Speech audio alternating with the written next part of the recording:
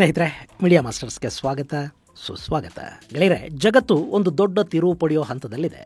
ಎರಡನೇ ವಿಶ್ವಯುದ್ಧದ ನಂತರ ಉಂಟಾಗಿದ್ದ ಒಂದು ಜಾಗತಿಕ ಅಲೈನ್ಮೆಂಟ್ ಏನಿತ್ತು ಅದು ಬದಲಾಗ್ತಾ ಇದೆ. ಮತ್ತೆ ಜಗತ್ತಲ್ಲಿ ಹೊಸ ಶಕ್ತಿಗಳ ಉದಯವಾಗುವ ಕಾಲ ಇದು. ಈ ಹಂತದಲ್ಲಿ ಭಾರತಕ್ಕೆ ದೊಡ್ಡ ಅವಕಾಶಗಳು ಕಣ್ಣು ಮುಂದಿವೆ. ಆದರೆ ಅದನ್ನು ಬಳಸ್ಕೊಳ್ಳೋದಕ್ಕೆ, ಲಾಭವಾಗಿ ಪರಿವರ್ತಿಸಿಕೊಳ್ಳೋದಕ್ಕೆ ಭಾರತ ಎಷ್ಟು ತಯಾರಾಗಿದೆ ಅನ್ನೋದು ಸದ್ಯಕ್ಕೆ ನಮ್ಮ ಮುಂದಿರೋ ಪ್ರಶ್ನೆ.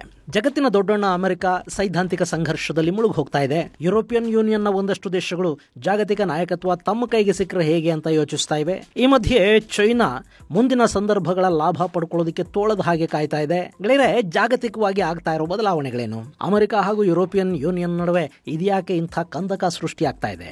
ಇಲ್ಲಿ ರಷ್ಯಾದ ಪಾತ್ರ ಏನು? ಬನ್ನಿ ನೋಡೋಣ.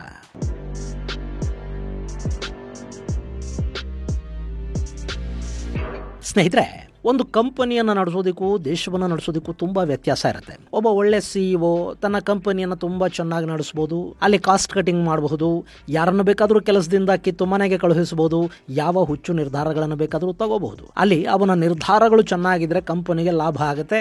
ಕೆಟ್ಟ ನಿರ್ಧಾರಗಳಾದರೆ ಕಂಪನಿ ಮುಳುಗಿ ಹೋಗುತ್ತೆ. ಒಂದಷ್ಟು ಜನ ತಾತ್ಕಾಲಿಕವಾಗಿ ಕೆಲಸ ಕಳ್ಕೋತಾರೆ, ಮತ್ತೆಲ್ಲೋ ಅವರಿಗೆ ಕೆಲಸ ಸಿಗುತ್ತೆ. ಷೇರುಗಳಲ್ಲಿ ಹೂಡಿಕೆ ಮಾಡಿದ್ದವರಿಗೆ ಒಂದಷ್ಟು ನಷ್ಟ ಉಂಟಾಗಬಹುದು ಅಷ್ಟೇ. ಅದಕ್ಕಿಂತ ಇನ್ನೇನು ಪ್ರಪಂಚ ಪ್ರಳಯ ಆಗೋದಿಲ್ಲ. ಆದರೆ ಅಮೆರಿಕಾದಂತಹ ದೇಶದ ಚುಕ್ಕಾಣಿ ಹಿಡಿದ ಮನುಷ್ಯ CEO ತರ, ಕಂಪನಿಯೊಂದರ ಮಾಲೀಕನ ತರ ಯೋಚನೆ ಮಾಡಿದ್ರೆ ಜಾಗತಿಕವಾಗಿ ಒಂದಷ್ಟು ತಲ್ಲಣಗಳು ಶುರುವಾಗುತ್ತವೆ. ಈಗ ಅಮೆರಿಕದ ಅಧ್ಯಕ್ಷ ಟ್ರಂಪ್ ಕಾರಣಕ್ಕಾಗ್ತಾ ಇರೋದು ಅದೇನೆ. ಎಲ್ಲೋ ಒಂದ್ ಕಡೆ ಟ್ರಂಪ್ ಪಶ್ಚಿಮದ ಸ್ಥಾಪಿತ ಹಿತಾಸಕ್ತಿಗಳು, ಎಡಪಂಥೀಯ ನಾಯಕರು ಹಾಗೂ ಅವರು ಇಷ್ಟು ವರ್ಷಗಳ ಕಾಲ ಹೆಣೆದಿರುವ ಜಾಲ ಏನಿದೆ ಅದರಲ್ಲಿ ಸಿಲುಕಿಕೊಳ್ತಾ ಇದ್ದಾರಾ ಅಂತ ಕೂಡ ಇಲ್ಲಿ ಅನ್ನಿಸದೇ ಇರುವುದಿಲ್ಲ.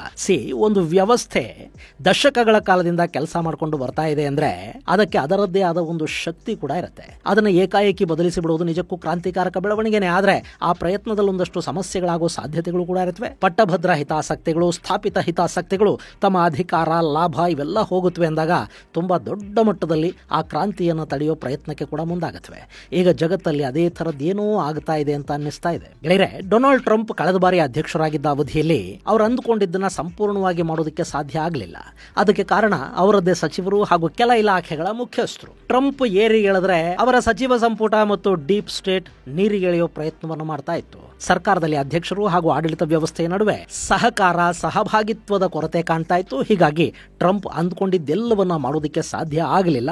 ಆ ಅಸಹಕಾರ ಮತ್ತು ಸಂಘರ್ಷದ ಕಾರಣದಿಂದಲೇ ಎರಡನೇ ಬಾರಿ ಟ್ರಂಪ್ ಗೆಲ್ಲೋದಿಕ್ಕೂ ಆಗಲಿಲ್ಲ. ಸಾಕಷ್ಟು ಮುಜುಗರಕ್ಕೆ ಕೂಡ ಅವರು ಈಡಾಗಬೇಕಾಗಿ ಬಂತು. ಅದಕ್ಕೆ ಈ ಬಾರಿ ಈ ಹಿಂದಾದ ಹಾಗೆ ಆಗಬಾರದು ಅನ್ನೋ ಕಾರಣಕ್ಕೆ ಟ್ರಂಪ್ ಅಳದು ತೂಗಿ ತಮಗೆ ಬೇಕಾದವರನ್ನ, ಪರಮನಿಷ್ಠರನ್ನ ಸಂಪುಟಕ್ಕೆ ಸೇರಿಸಿಕೊಂಡಿದ್ದಾರೆ. ಆದರೆ ಈ ಬಾರಿ ಒಂದು ಎಡವಟ್ಟಿನ ಹಾಗೆ ಕಾಣ್ತಾ ಇರೋದು ಎಲನ್ ಮಸ್ಕ್ ಅನ್ನೋ ವ್ಯಾಪಾರಿ. ಇವತ್ತು ಎಲನ್ ಮಸ್ಕ್ ಅಮೆರಿಕದ ಆಡಳಿತದಲ್ಲಿ ಪ್ರಮುಖ ನಿರ್ಧಾರಗಳನ್ನು ಕೈಗೊಳ್ತಾರೆ. ಮಸ್ಕ್ ಹೇಳೋ ಪ್ರತಿ ಮಾತು ಟ್ರಂಪ್ ಅವರದ್ದೇ ಮಾತು ಅನ್ನೋ ತರದ ವಾತಾವರಣ ನಿರ್ಮಾಣ ಆಗಿದೆ. ಅಮೆರಿಕದ ಸರ್ಕಾರಿ ಅಧಿಕಾರಿಗಳು ಮಸ್ಕ್ ಆದೇಶಗಳನ್ನು ಪಾಲಿಸಬೇಕಾಗಿ ಬರ್ತಾ ಇದೆ. ಅಂಥ ಮಸ್ಕ್ ಈಗ ಮತ್ತೊಮ್ಮೆ ನ್ಯಾಟೋ, ವಿಶ್ವ ಆರೋಗ್ಯ ಸಂಸ್ಥೆ ಮುಂತಾದವುಗಳಿಂದ ಅಮೆರಿಕ ಹಿಂದೆ ಸರಿಯಬೇಕು ಅನ್ನೋ ತಮ್ಮ ಐಡಿಯಾಲಜಿನ ಮುನ್ನೆಲೆಗೆ ತರ್ತಾ ಇದ್ದಾರೆ. ಈ ಮಾತುಗಳನ್ನ ಬಹಿರಂಗವಾಗಿ ಹೇಳ್ತಾ ಇದ್ದಾರೆ. ಟ್ರಂಪ್ ಬಾಯಲ್ಲಿ ಕೂಡ ಪದೇ ಪದೇ ಇದೇ ಮಾತುಗಳು ಬರ್ತಾ ಇವೆ. ಇದು ಯುರೋಪಿಯನ್ ಯೂನಿಯನ್ನ ಆತಂಕಕ್ಕೆ ಕಾರಣವಾಗ್ತಾ ಇರೋದು ಮಾತ್ರ ಅಲ್ಲ, ಅಲ್ಲಿ ಮತ್ತೊಂದು ಶಕ್ತಿಯ ಉಗಮಕ್ಕೆ ಒಂದು ಕಡೆ ಪ್ರಯತ್ನಗಳು ನಡೀತಾ ಇದ್ರೆ, ಮತ್ತೊಂದು ಕಡೆ ಟ್ರಂಪ್ ಮೇಲೆ, ಅಮೆರಿಕದ ಮೇಲೆ ಒತ್ತಡ ತಂದು ನ್ಯಾಟೋದಲ್ಲಿ ಅಮೆರಿಕ ಮುಂದುವರಿಯೋ ಹಾಗೆ ಮಾಡೋ ಪ್ರಯತ್ನಗಳು ಕೂಡ ಅಲ್ಲಿ ವಿಪರೀತ ಪ್ರಮಾಣದಲ್ಲಿ ನಡೀತಾ ಇವೆ.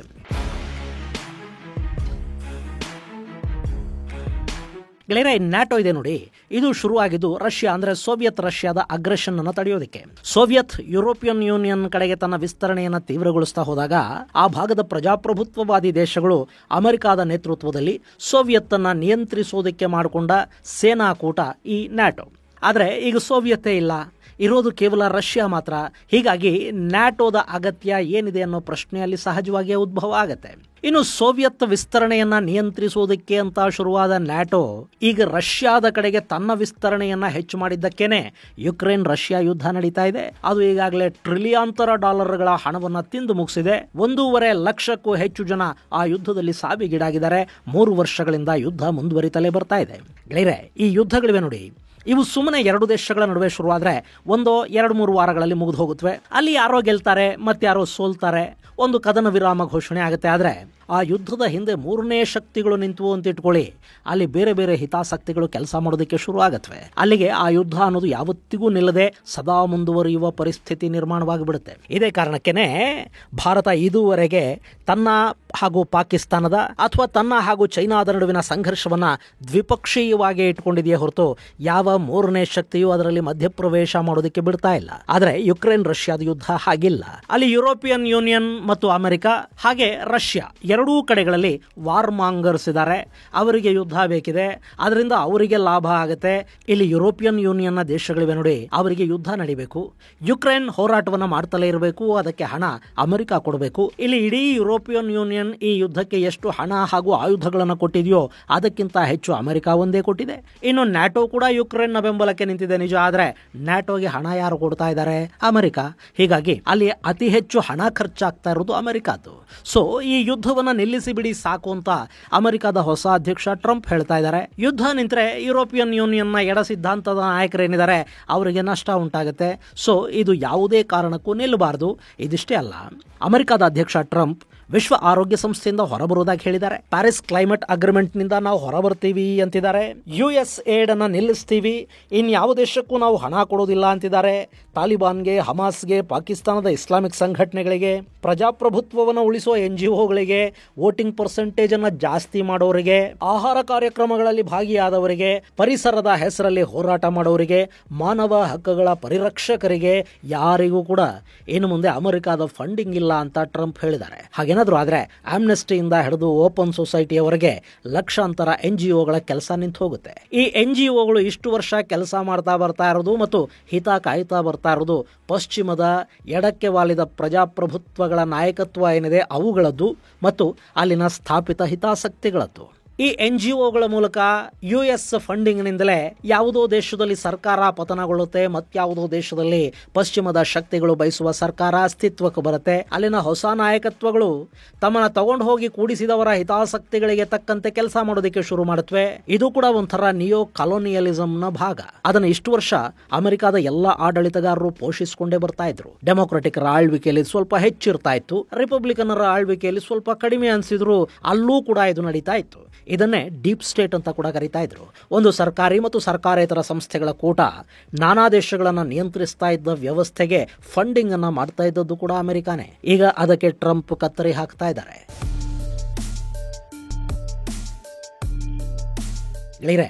ಪ್ರಜಾಪ್ರಭುತ್ವ ಅಥವಾ ಆಡಳಿತ ವ್ಯವಸ್ಥೆ ಒಂದೊಂದು ದೇಶದಲ್ಲಿ ಒಂದೊಂದು ಥರ ಇರುತ್ತೆ. ಆಯಾ ನೆಲಕ್ಕೆ ಅಲ್ಲಿನ ಜನರ ಮನಸ್ಥಿತಿಗಳಿಗೆ ಸರಿಹೊಂದುವ ಆಡಳಿತ ವ್ಯವಸ್ಥೆಗಳನ್ನ ಆಯಾ ದೇಶಗಳು ಅಳವಡಿಸಿಕೊಂಡಿರುತ್ತವೆ. ಅದು ಹೀಗೆ ಇರಬೇಕು ಅಂತ ನಿರ್ದೇಶಿಸೋದಕ್ಕೆ ಈ ಪಶ್ಚಿಮದ ದೇಶಗಳು ಯಾರ್ರೀ? ಈಗ ಭಾರತದ ಪ್ರಜಾಪ್ರಭುತ್ವ ವ್ಯವಸ್ಥೆಯ ಬಗ್ಗೆ ಜರ್ಮನಿ ಆಗಾಗ ಮಾತಾಡ್ತಾ ಇರುತ್ತೆ. ಆದ್ರೆ ಜರ್ಮನಿಯಲ್ಲಿ ಎರಡೇ ರಾಜಕೀಯ ಪಕ್ಷಗಳು ಆಳ್ವಿಕೆ ಮಾಡಬೇಕು ಅನ್ನೋ ತರದ ಒಂದು ವ್ಯವಸ್ಥೆಯನ್ನ ಅವರು ಕಾನೂನುಬದ್ಧವಾಗಿ ಮಾಡ್ಕೊಂಡು ಬಿಟ್ಟಿದ್ದಾರೆ. ಅಲ್ಲಿ ಎರಡೂ ಹಳೆಯ ಪಕ್ಷಗಳು ಕೂಡಿ ಇಂಥದ್ದೊಂದು ವ್ಯವಸ್ಥೆಯನ್ನ ಮಾಡ್ಕೊಂಡಿವೆ. ಅದೊಂಥರ ಡೆಮೊಕ್ರೆಟಿಕ್ ಹಿಪೋಕ್ರಸಿ ತರ ನಮ್ಮ ಕಣ್ಣಿಗೆ ಕಾಣುತ್ತೆ. ಅದು ಸರಿಯಲ್ಲ ಅಂತ ಬೇರೆ ಯಾರಾದರೂ ಹೇಳಿದ್ರೆ ಅವ್ರು ಕೇಳ್ತಾರಾ? ಅಲ್ಲಿ ಎರಡು ಪ್ರಬಲ ಪಕ್ಷಗಳು ಚುನಾವಣೆ ನಡೆದ ನಂತರ ಅಧಿಕಾರಕ್ಕಾಗಿ ಒಂದಾಗಿ ಬಿಡುತ್ತವೆ. ಈ ಥರದ್ದು ಬೇರೆಲ್ಲಾದ್ರೂ ಆಗೋದಿಕ್ಕೆ ಸಾಧ್ಯನಾ? ಹಾಗಂತ ಆ ವ್ಯವಸ್ಥೆ ಸರಿ ಇಲ್ವಾ? ಯಾವುದಾದ್ರೂ ಸರಿ ಅಥವಾ ಅಲ್ಲ ಅನ್ನೋದು ಆಯಾ ದೇಶಗಳ ಜನ ನಿರ್ಧರಿಸಬೇಕೇ ಹೊರತು ಬೇರೆಯವರಲ್ಲ. ಈಗ ಭಾರತದಲ್ಲಿ ರೈತ ಪ್ರತಿಭಟನೆಗಳು, CAA ಪ್ರತಿಭಟನೆಗಳು ಆದ್ರೆ ಅದಕ್ಕೆ ಅಮೆರಿಕಾದಿಂದ, ಕೆನಡಾದಿಂದ, ಬ್ರಿಟನ್ನಿಂದ ಫಂಡಿಂಗ್ ಆಗ್ತಾ ಇರುತ್ತೆ. ಕೆನಡಾ ಭಾರತ ಸರ್ಕಾರ ಮಾನವ ಹಕ್ಕುಗಳ ದಮನ ಮಾಡ್ತಾ ಇದೆ ಅಂತ ಆರೋಪ ಮಾಡ್ತಾ ಇತ್ತು. ಆದ್ರೆ ಅದೇ ಕೆನಡಾದಲ್ಲಿ ಪ್ರತಿಭಟನೆಗಳಾದಾಗ ಅವರು ಹೇಗೆ ನಡ್ಕೊಂಡ್ರು ಅನ್ನೋದನ್ನ ಜಗತ್ತು ನೋಡ್ಲಿಲ್ವೇ? ಈ ಹಿಪೋಕ್ರಸಿ ಇದೆಯಲ್ಲ, ಇದರ ಹಿಂದೆ ಕೂಡ ರಾಜಕೀಯ ಲಾಭ ನಷ್ಟಗಳ ಲೆಕ್ಕಾಚಾರಗಳಿರುತ್ತವೆ. ಒಂದು ಬೇರು ಬಿಟ್ಟ ವ್ಯವಸ್ಥೆ ಇದನ್ನ ನಿಯಂತ್ರಿಸ್ತಾ ಇರುತ್ತೆ. ಅದು ಬದಲಾಗುತ್ತಾ ಇದೆ, ಬದಲಾಗುವ ಕಾಲ ಬಂದಿದೆ ಅಂದಾಗ ಅದನ್ನ ಸಹಿಸಿಕೊಳ್ಳೋದಿಕ್ಕೆ ಸಾಕಷ್ಟು ಜನಕ್ಕೆ ಸಾಧ್ಯ ಆಗೋದಿಲ್ಲ. ಈಗ ಅಮೆರಿಕ ಹಾಗೂ ಪಶ್ಚಿಮದ ಜಗತ್ತಿನ ನಡುವೆ ಉಂಟಾಗ್ತಾ ಇರೋ ಜಗಳದ ಮೂಲನೇ ಇದು. ಅಮೆರಿಕದಲ್ಲಿ ಬಲಪಂಥೀಯ ಸರ್ಕಾರ ಆರಿಸಿ ಬಂದಿದೆ. ಹಾಗೆ ಯುರೋಪ್ ಅಲ್ಲಿ ಸಾಕಷ್ಟು ದೇಶಗಳಲ್ಲಿ ಎಡಕ್ಕೆ ವಾಲಿದ ನಾಯಕರನ್ನ ಜನ ಮನೆಗೆ ಕಳುಹಿಸ್ತಾ ಇದ್ದಾರೆ. ಇನ್ನು ಕೆಲ ದೇಶಗಳಲ್ಲಿ ಎಡ ಮನಸ್ಥಿತಿಯ ಪಕ್ಷಗಳಿಗೆ ಅಧಿಕಾರ ಕೂಡ ಸಿಕ್ಕಿದೆ. ಅವ್ರ ಜೊತೆ ಟ್ರಂಪ್ ಜಿಲ್ಲಾಗ್ತಾ ಇಲ್ಲ. ಹಾಗಂತ ಅಮೆರಿಕ ನ್ಯಾಟೋದಿಂದ ಹೊರ ಹೋದ್ರೆ, ಯುರೋಪ್ ಮೇಲೆ ಟ್ಯಾರಿಫ್ ಹೇರೋದಕ್ಕೆ ಶುರು ಮಾಡಿದ್ರೆ ಅದನ್ನ ಸಹಿಸಿಕೊಳ್ಳೋದಕ್ಕೆ ಕೂಡ ಆ ದೇಶಗಳಿಗೆ ಸಾಧ್ಯ ಆಗೋದಿಲ್ಲ. ಅದನ್ನು ಮಾತಾಡಿ ಬಗೆಹರಿಸಿಕೊಳ್ಳೋ ಮನಸ್ಥಿತಿಯಲ್ಲೂ ಅವರಿಲ್ಲ. ಹೀಗಾಗಿ ಅಲ್ಲಿ ಸಂಘರ್ಷದ ವಾತಾವರಣ ನಿರ್ಮಾಣ ಆಗ್ತಾ ಇದೆ. ಅದು ಎದ್ದು ಕಾಣೋ ತರ ಆಗಿದ್ದು ಟ್ರಂಪ್ ಹಾಗೂ ಜೆಲೆನ್ಸ್ಕಿಯ ಮಾತುಕತೆಗಳ ಸಂದರ್ಭದಲ್ಲಿ. ಜೆಲೆನ್ಸ್ಕಿಯ ವರ್ತನೆಯನ್ನ ಬಹುಶಃ ನಿಮ್ಮಲ್ಲಿನ ಸಾಕಷ್ಟು ಜನ ನೋಡಿರ್ತೀರಿ. ಆ ಕ್ಷಣಕ್ಕುಂಟಾದ ಅಸಹನೆಯಂತೂ ಖಂಡಿತ ಅಲ್ಲ ಅದು. ಟ್ರಂಪ್ ಹೇಳಿದ ಹಾಗೆ ಜೆಲೆನ್ಸ್ಕಿ ಲೋಡ್ ಆಗೇ ಬಂದಿದ್ರು. ಹೀಗೆ ಮಾತಾಡಬೇಕು ಅನ್ನೋ ಸ್ಕ್ರಿಪ್ಟ್ ಅವರ ಬಳಿ ಸಿದ್ಧ ಇತ್ತು ಅನ್ಸುತ್ತೆ. ಇದರಿಂದ ಅವರಿಂದ ಹೇಗೆ ಮಾತಾಡಿಸೋದಕ್ಕೆ ಅವರ ಹಿಂದೆ ಕೆಲ ಶಕ್ತಿಗಳು ಇದ್ದಿರಲೂಬಹುದು. ಯಾಕೆ ಹೇಗನ್ಸುತ್ತೆ ಅಂದ್ರೆ, ಜೆಲೆನ್ಸ್ಕಿ ಹಾಗೂ ಟ್ರಂಪ್ ಮಾತುಕತೆ ಮುಗಿದ ಕೂಡಲೇ ಯುರೋಪಿಯನ್ ಯೂನಿಯನ್ನ ಮುಖ್ಯಸ್ಥೆ ಉರ್ಸುಲಾ ವಾಂಡರ್ ಲಾಯನ್ ಸೇರಿದಂತೆ ಅದೇ ಮನಸ್ಥಿತಿಯ ತಮ್ಮನ್ನ ತಾವು ಪ್ರೋಗ್ರೆಸಿವ್ ಅಂತ ಹೇಳ್ಕೊಳ್ಳೋ ನಾಯಕರು ಸತತವಾಗಿ ಜೆಲೆನ್ಸ್ಕಿ ಪರ ಟ್ವೀಟ್ ಮಾಡ್ತಾ ಹೋದ್ರು. ಅವರೆಲ್ಲರ ದನಿ ಒಂದೇ ತರ ಇತ್ತು. ಹಾಗೆ ಅಮೆರಿಕಾದಿಂದ ಹೋದ ತಕ್ಷಣ ಜೆಲೆನ್ಸ್ಕಿ ಬ್ರಿಟನ್ನ ಕೀರ್ ಸ್ಟಾರ್ಮರ್ ಅವರನ್ನ ಭೇಟಿ ಮಾಡಿದ್ರು. ಇದೇ ಸ್ಟಾರ್ಮರ್ ಈ ಹಿಂದೆ ಟ್ರಂಪ್ ಅವರನ್ನ ಭೇಟಿ ಮಾಡಿದ ಸಂದರ್ಭದಲ್ಲಿ ಅವರ ಮಾತಿನ ಒಂದು ಸಣ್ಣ ತುಂಡಿಲ್ಲಿದೆ, ನೋಡ್ಬಿಡಿ. ಇಲ್ಲಿ ರಷ್ಯಾನ ನೀವು ಏಕಾಂಗಿಯಾಗಿ ಎದುರಿಸ್ತೀರಾ ಅಂತ ಟ್ರಂಪ್ ಕೇಳ್ತಾರೆ. ಅದಕ್ಕೆ ಸ್ಟಾರ್ಮರ್ ಪ್ರತಿಕ್ರಿಯೆ ಹೇಗಿದೆ ನೋಡಿ. Could you take on Russia by yourselves? Well, could you take on Russia by yourselves? well. ಇಂಥ ಸ್ಟಾರ್ಮರ್ ಅಮೆರಿಕಾದಿಂದ ಬಂದ ಕೂಡಲೇ ಜೆಲೆನ್ಸ್ಕಿಯ ಬೆಂಬಲಕ್ಕೆ ನಿಲ್ಲೋ ಮಾತಾಡಿದ್ದಾರೆ. 2 ಬಿಲಿಯನ್ ಯೂರೋಗಳ ನೆರವನ್ನು ಕೂಡ ಯುಕ್ರೇನ್ಗೆ ಘೋಷಿಸಲಾಗಿದೆ. ಈಗ ಮತ್ತೆ ಈ ಎಲ್ಲ ನಾಯಕರು ಸೇರಿ ಟ್ರಂಪ್ ಮೇಲೆ ರಷ್ಯಾದ ವಿಷಯದಲ್ಲಿ ಒತ್ತಡ ತರೋ ಪ್ರಯತ್ನವನ್ನೂ ಮಾಡುವ ಮಾತಾಡಿದ್ದಾರೆ. ಈ 2 ಬಿಲಿಯನ್ ಅನ್ನ ಮೊದಲೇ ಘೋಷಣೆ ಮಾಡಿಬಿಡಬಹುದಿತ್ತಲ್ವಾ. ಟ್ರಂಪ್ ಜೊತೆ ಜಗಳ ಮಾಡಿಸಿದ ನಂತರ ಯಾಕಿದು? ಯಾಕೆಂದ್ರೆ ಟ್ರಂಪ್ ಸರಿ ಇಲ್ಲ ಅನ್ನೋ ಅಭಿಪ್ರಾಯವನ್ನು ಇವರು ಜಗತ್ತಿಗೆ ತೋರಿಸಬೇಕು. ತಮ್ಮ ತಮ್ಮ ದೇಶಗಳಲ್ಲಿ ಟ್ರಂಪ್ ವಿರುದ್ಧದ ಒಂದು ಮನಸ್ಥಿತಿಯನ್ನ ಜಾಗೃತಗೊಳಿಸಬೇಕು. ಹಾಗಾದಾಗ ಮಾತ್ರ ಅಲ್ಲಿ ಬಲಪಂಥೀಯ ಪಕ್ಷಗಳೇನಿವೆ ಅವುಗಳ ಶಕ್ತಿ ಕಡಿಮೆಯಾಗಿ ಯಾರು ಟ್ರಂಪ್ ಅನ್ನ ಹೆಚ್ಚು ಬೈಕೊಂಡು ಓಡಾಡ್ತಾರೋ ಜನ ಅವರ ಪರ ವೋಟ್ ಹಾಕೋ ಪರಿಸ್ಥಿತಿ ನಿರ್ಮಾಣ ಆಗುತ್ತೆ. ಇಂಥದ್ದೊಂದು ಪರಿಸ್ಥಿತಿ ಈಗಾಗಲೇ ಕೆನಡಾದಲ್ಲಿ ನಮಗೆ ನೋಡೋದಿಕ್ಕೆ ಕೂಡ ಸಿಗ್ತಾ ಇದೆ. ಟ್ರಂಪ್ ಕೆನಡಾ ವಿರುದ್ಧ ಮಾತಾಡ್ತಿದ್ದಂತೆ ಅಲ್ಲಿನ ನ್ಯೂ ಡೆಮೋಕ್ರೆಟಿಕ್ ಪಕ್ಷದ ನಾಯಕ ಜಗಮೀತ್ ಸಿಂಗ್ ಟ್ರಂಪ್ ಅವರ ವಿರುದ್ಧ ಮಾತಾಡೋದಕ್ಕೆ ಶುರು ಮಾಡಿದ್ದಾರೆ. ಕೆನಡಾ ಟ್ರಂಪ್ ಮೇಲೆ ನಿರ್ಬಂಧಗಳನ್ನ ಹೇರಬೇಕು, ಟ್ರಂಪ್ ಅವರನ್ನ ನಿಷೇಧಿಸಬೇಕು ಅಂತ ಮಾತಾಡ್ತಾ ಇದ್ದಾರೆ. ಅದರ ಪರಿಣಾಮ ಏನು ಅಂದ್ರೆ, ಕೆನಡಾದಲ್ಲಿ ಪ್ರಧಾನಿ ಜಸ್ಟಿನ್ ಟ್ರೂಡೋಗಿಂತ ಈ ಜಗಮೀತ್ ಸಿಂಗ್ ನ ಪಾಪ್ಯುಲಾರಿಟಿ ಹೆಚ್ಚಾಗ್ತಾ ಹೋಗ್ತಾ ಇದೆ.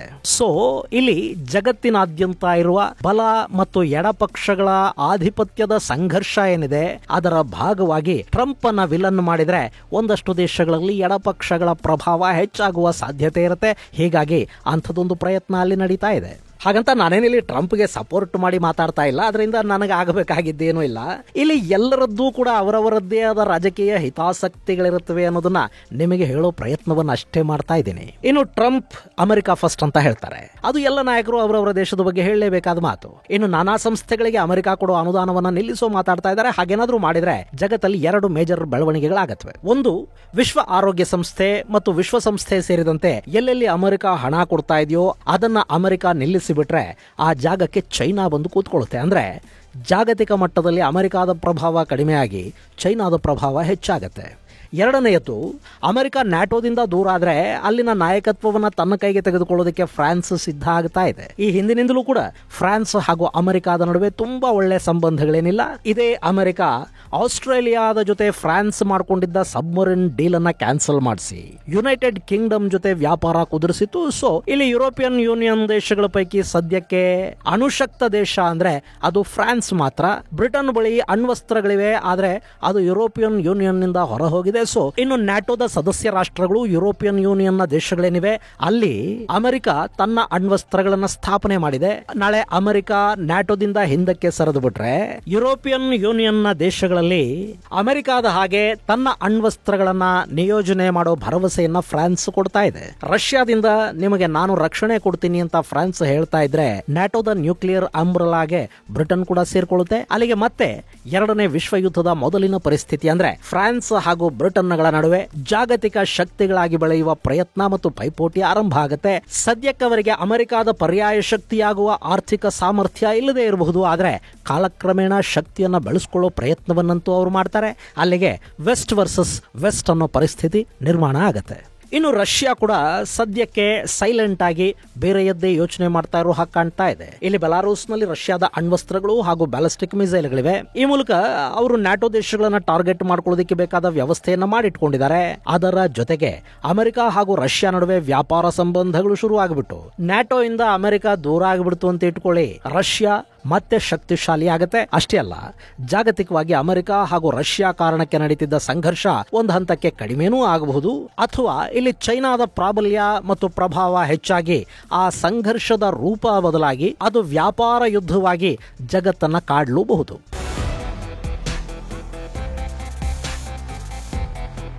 ಇನ್ನು ಇದೆಲ್ಲದರ ನಡುವೆ ಭಾರತ ಗೆಳೆಯರೆ, ಬದಲಾಗ್ತಾ ಇರುವ ಜಗತ್ತು ಮತ್ತು ಅದರ ಶಕ್ತಿ ಕೇಂದ್ರಗಳು ಭಾರತಕ್ಕೊಂದು ಪಾಠ ಮತ್ತು ಅವಕಾಶ ಕೂಡ. ಇಲ್ಲಿ ಬಲಿಷ್ಠ ದೇಶಗಳು ಯಾವಾಗ ಏನು ಬೇಕಾದರೂ ಯೋಚನೆ ಮಾಡಬಹುದು. ಇಲ್ಲಿ ಸ್ವಂತ ಲಾಭಗಳೇ ಪ್ರತಿಯೊಂದು ದೇಶಕ್ಕೂ ಪ್ರತಿಯೊಬ್ಬ ನಾಯಕನಿಗೂ ಮುಖ್ಯ ಆಗತ್ತೆ. ಹೀಗಿರುವಾಗ ಭಾರತ ತನ್ನ ಆಯುಧ ಬತ್ತಳಿಕೆಯ ಮೇಲಿನ ಡಿಪೆಂಡೆನ್ಸಿಯಿಂದ ಮೊದಲು ಹೊರಬರಬೇಕಿದೆ. ಸ್ವದೇಶಿ ಆಯುಧಗಳು, ಅದರಲ್ಲೂ ಸಂಪೂರ್ಣ ಸ್ವದೇಶಿ ಆಯುಧಗಳ ಕಡೆಗೆ ಹೆಚ್ಚು ಗಮನ ಹರಿಸಬೇಕಾದ ಸಮಯ ಇದು. ಹಾಗೆ ಭಾರತದ ತೈಲ ಮತ್ತು ಗ್ಯಾಸ್ ಆಮದು ಕೂಡ ಒಂದೆರಡು ದೇಶಗಳ ಮೇಲೆ ಡಿಪೆಂಡ್ ಆಗದ ಹಾಗೆ ಡೈವರ್ಸಿಟಿಯ ಕಡೆಗೆ ಭಾರತ ಗಮನ ಕೊಡಬೇಕಾಗತ್ತೆ. ಮತ್ತು ಪರ್ಯಾಯ ಇಂಧನಗಳ ಬಗ್ಗೆ ಕೂಡ ಭಾರತ ಹೆಚ್ಚು ಗಮನವನ್ನ ಕೊಡಬೇಕಾದ ಅಗತ್ಯ ಇದೆ. ಇನ್ನು ಭಾರತ ತನ್ನ ರಫ್ತು ವ್ಯಾಪಾರವನ್ನ ಹೆಚ್ಚು ಮಾಡ್ಕೋಬೇಕು. ಈಗ ಯುರೋಪ್ ಹಾಗೂ ಅಮೆರಿಕದ ನಡುವೆ ಸಣ್ಣ ಹೊಗೆ ಶುರುವಾದ ಕೂಡಲೇ ಸಾಕಷ್ಟು ವರ್ಷಗಳಿಂದ ನೆನೆಗುದಿಗೆ ಬಿದ್ದಿದ್ದ ಭಾರತ ಮತ್ತು ಯುರೋಪಿಯನ್ ಯೂನಿಯನ್ ನಡುವಿನ ಮುಕ್ತ ವ್ಯಾಪಾರ ಒಪ್ಪಂದಕ್ಕೆ ಈ ವರ್ಷಾಂತ್ಯದಲ್ಲಿ ಸಹಿ ಬೀಳುವ ಲಕ್ಷಣಗಳು ಕಾಣ್ತಾ ಇವೆ. ಇನ್ನು ಭಾರತ ವಿಶ್ವಸಂಸ್ಥೆಯ ಭದ್ರತಾ ಮಂಡಳಿಯ ಕಾಯಂ ಸದಸ್ಯ ದೇಶ ಅಲ್ಲ. ಅದಕ್ಕಾಗಿ ಸಾಕಷ್ಟು ವರ್ಷಗಳಿಂದ ಪ್ರಯತ್ನವನ್ನ ಮಾಡ್ತಾ ಇದೆ. ಆದರೆ ಅದು ಸಿಗ್ತಾ ಇಲ್ಲ. ಪಟ್ಟಭದ್ರ ಮತ್ತು ಸ್ಥಾಪಿತ ಹಿತಾಸಕ್ತಿಗಳು ಅದು ಭಾರತಕ್ಕೆ ಸಿಗೋದಕ್ಕೆ ಅವಕಾಶವನ್ನು ಕೊಡೋದೂ ಇಲ್ಲ. ಹೀಗಾಗಿ ಯುಎನ್ಎಸ್ಸಿ ಸದಸ್ಯತ್ವಕ್ಕೆ ಅರ್ಹತೆಯನ್ನ ಹೊಂದಿರುವ ದೇಶಗಳ ಕೂಟವನ್ನ ಭಾರತ ಮಾಡಿಕೊಂಡು ಒಂದು ಪರ್ಯಾಯ ವ್ಯವಸ್ಥೆಯನ್ನ ರೂಪಿಸಿಕೊಳ್ಳುವ ಕಡೆಗೆ, ಮೂರನೇ ಶಕ್ತಿಯೊಂದರ ಸ್ಥಾಪನೆಯ ಕಡೆಗೆ ಗಮನ ಹರಿಸಬೇಕಾಗತ್ತೆ. ಇನ್ನು ಸದ್ಯಕ್ಕೆ ಅಮೆರಿಕದ ನೀತಿಗಳ ಕಾರಣಕ್ಕೆ ಭಾರತದ ಐಟಿ ಕ್ಷೇತ್ರದ ಮೇಲೆ ಸಾಕಷ್ಟು ದುಷ್ಪರಿಣಾಮ ಉಂಟಾಗ್ತಾ ಇದೆ. ಅದು ಈಗಾಗಲೇ ಎದ್ದು ಕಾಣ್ತಾ ಇದೆ ಕೂಡ. ಅದನ್ನು ಸರಿಪಡಿಸಿಕೊಳ್ಳೋ ಕಡೆಗೆ ಭಾರತ ಗಮನ ಹರಿಸಬೇಕು. ಸೆಮಿ ಕಂಡಕ್ಟರ್ ಮತ್ತು ಆರ್ಟಿಫಿಷಿಯಲ್ ಇಂಟೆಲಿಜೆನ್ಸ್ ಅನ್ನೋದು ಮುಂದಿನ ಜಗತ್ತನ್ನ ಆಳತ್ತೆ. ಆ ಕ್ಷೇತ್ರದಲ್ಲಿ ಭಾರತದ ಸಾಧನೆ ಇದುವರೆಗೆ ನಮಗೆ ಕಾಣೋದಿಕ್ಕೆ ಸಾಧ್ಯ ಆಗಿಲ್ಲ. ಭಾರತ ಆ ಕಡೆಗೆ ಮತ್ತಷ್ಟು ಗಮನವನ್ನು ಕೊಡಬೇಕು. ಆ ಕ್ಷೇತ್ರಕ್ಕೆ ಆದ್ಯತೆಯನ್ನ ಹೆಚ್ಚು ಮಾಡಬೇಕಾದ ಅಗತ್ಯ ಇದೆ. ಮೇಕ್ ಇಂಡಿಯಾ ಗ್ರೇಟ್ ಅಗೈನ್ ಅನ್ನೋದು ಕೇವಲ ಮಾತಾಗದೆ ಕೃತಿಯ ರೂಪಕ್ಕೆ ಇಳಿದರೆ ಭಾರತಕ್ಕೆ ಜಾಗತಿಕ ಶಕ್ತಿಯಾಗಿ ಬೆಳೆದು ನಿಲ್ಲೋದಕ್ಕೆ ನಿಜಕ್ಕೂ ಇದೊಂದು ಅದ್ಭುತ ಅವಕಾಶ ಅಂತ ಅನ್ಸುತ್ತೆ. ಇದು ಗೆಳೆಯರೆ ಜಗತ್ತಿನಲ್ಲಿ ಬದಲಾಗ್ತಾ ಇರೋ ಪರಿಸ್ಥಿತಿಯ ಕುರಿತಾದ ಒಂದಷ್ಟು ಮಾಹಿತಿ. ಮುಂದಿನ ಸಂಚಿಕೆಯಲ್ಲಿ ಮತ್ತಷ್ಟು ವಿಶೇಷಗಳ ಜೊತೆ ಮತ್ತೆ ಭೇಟಿಯಾಗೋಣ. ಅಲ್ಲಿವರೆಗೆ ಜೈ ಹಿಂದ್, ಜೈ ಕರ್ನಾಟಕ.